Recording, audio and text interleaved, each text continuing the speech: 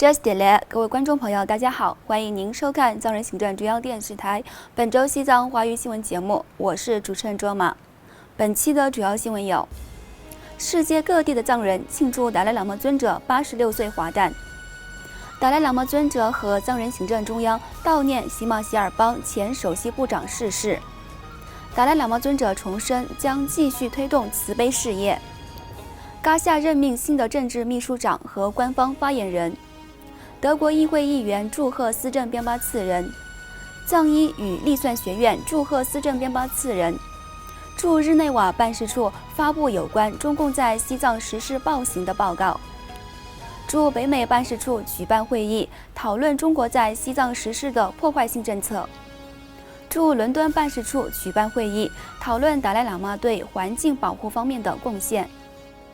爱尔兰参议员谴责中共持续在西藏侵犯人权的行为。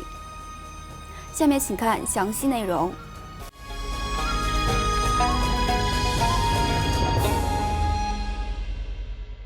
在西藏伟大的第14世达赖喇嘛尊者于本周二迎来86岁华诞之际，世界各地的藏人和支持者隆重庆祝了这一殊胜之日。在这个吉祥殊胜的日子来临之际，藏人行政中央在印北达兰萨拉的总部举办了隆重的官方庆祝典礼。由于受到新冠疫情的影响，除藏人行政中央领导层参加的官方庆祝活动外，包括西藏歌舞与戏剧表演艺术学院和各藏人团体的传统歌舞表演节目均通过网络视讯进行。在当天的庆祝活动上，达赖喇嘛尊者通过视频发表重要讲话。尊者表示 I really appreciate the Indian sort of concept, secular, without religion, but keep honest, karuna and ahimsa. So, dear my friend, on my birthday, this is my gift. So please keep in your mind. 随后，藏传佛教四大教派和雍中本教的领袖和高僧大德通过视频致辞，纷纷向达赖喇嘛尊者致以华诞的问候，祈愿尊者长久住世，继续救度所有有情众生。藏人行政中央司政边巴次人在庆祝活动上宣读噶夏的声明时，敦促中国承认达赖喇嘛尊者是解决藏中问题的钥匙，并在没有任何先决条件的情况下邀请尊者参访中国和西藏。司政表示 His Holiness the Dalai Lama is one of the foremost guides of our time and is one of the few individuals who can reorient Sino-Tibetan history towards a positive direction. The Chinese government should therefore recognize that His Holiness the Dalai Lama is the key to resolving the Sino-Tibetan conflict. It should utilize the opportunity offered by the mutually beneficial middle way approach to foster a harmonious environment where Tibetans and Chinese can coexist amicably. 当天，包括印度总理纳伦德拉·莫迪、美国众议院议长南希·佩洛西、美国国务卿安东尼·布林肯、台湾总统蔡英文、南非因卡塔自由党领袖麦古苏图·布特莱奇王子等世界各国的领导人，通过社交媒体和各种平台向达赖喇嘛尊者致以生日的问候。此外，来自世界各地的藏人社区和支持西藏人士，包括日本、比利时、蒙古、法国、立陶宛、坎佩拉、华盛顿特区、台湾、伦敦和印度都在这一天隆重庆祝了尊者86岁华诞。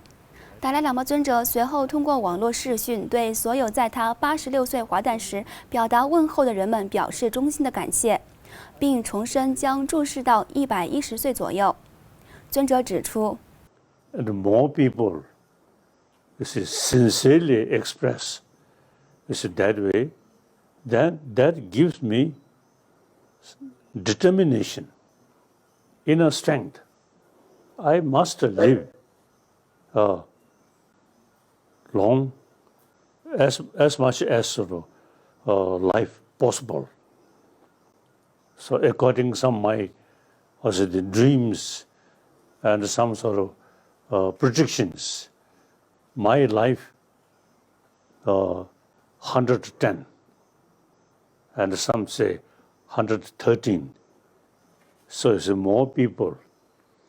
you see, genuinely sort of express friendly and respect and expectation. So I determined I must live at least 110 years. 另外，印度喜马偕尔邦前首席部长维尔巴德拉辛格于本周四7月8号在西姆拉逝世，享年87岁。西藏精神领袖达赖喇嘛尊者和藏人行政中央司政边巴次仁相续致函逝者家属，表达哀悼及慰问。藏人行政中央也于当天为逝者举行官方祈祷仪式，并关闭所有办公室半天，以示哀悼。此外，达赖喇嘛尊者于上周三7月7号受瑞迪博士健康教育基金会邀请，通过网络以医疗保健中的慈悲为主题，与该基金会负责人布拉萨德先生进行对话，同时回答了医疗专业人士提出的各类问题。达赖喇嘛尊者在致辞时谈到，他以理性为基础的世俗理念的背景下，促进慈悲和非暴力方面的努力。当被问及在医疗已经与商业结合的情况下，如何实践慈悲与利他之心时，尊者指出，人类的每一项活动都应该注入感情和慈悲理念。另外，在7月2号举行的第21届耆那教2年1度的大会上，达赖喇嘛尊者应邀通过网络视讯，在大会上致辞时，赞扬了耆那教的传统文化及其素食运动所宣传的非暴力理念。与此同时，藏人行政中央嘎夏于7月1号发布公告，宣布了最新的人事调动。根据公告，嘎夏正式任命最高法院秘书长夏中扎西加措为第16届嘎夏秘书处政治秘书长。当天，司政边巴次仁还宣布任命西藏政策研究中心的助理秘书长丹增列谢为藏人行政中央新的官方发言人。丹增列谢先生从7月1号起正式担任藏人行政中央的官方发言人，并暂且担任西藏政策研究中心的主任一职，直到驻台湾办事处卸任代表达瓦才仁先生上任为止。另外，嘎夏还调任财政部前秘书长易希汪姆女士为最高法院的秘书长。此外，德国议会的3位议员玛格丽特·刨斯、玛利亚·克莱因施美因克和德国议会副议长克劳蒂亚·罗斯于上周四7月1号向司政边巴次仁表达问候，祝贺他赢得选举，以及重申了他们对西藏人民的持续支持和声援。另外，总部位于印北达兰萨拉的藏医与历算学院于7月5号邀请司政边巴次仁参访该学院，并举办活动，正式向司政表达祝贺。司政边巴次仁在活动上致辞时，赞扬了藏医与历算学院多年来取得的进展，并鼓励该学院为公众提供身心健康方面发挥重要作用，并通过提供教育资源和创造就业机会来增强年轻一代藏人的能力。与此同时，藏人行政中央驻日内瓦办事处于7月1号发布了一份题为《中共在西藏犯下的100件暴行：中共100年暴行历史手册》的报告。据了解，驻日内瓦办事处发行这本手册的目的是为了提醒人们，中共建党100年不是成功的标志，而是由于对其人民压迫性统治而造就的。这本手册还通过追溯中共自占领西藏以来的残暴行为，来挑战中共抹杀其暴行的企图。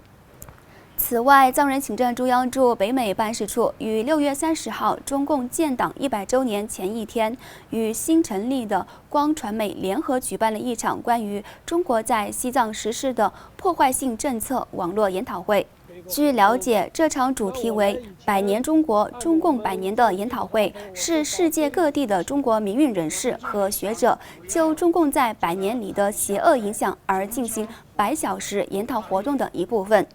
与会的中国异议人士蔡霞教授，以及藏人行政中央驻台湾办事处代表格桑坚参先生，外交与新闻部中文处处长丹增德丹先生，以及驻北美华人事务联络官次成嘉措先生，在研讨会上谈到了中共严重践踏西藏人权的行为，以及中共当局对藏人实施的同化政策等议题。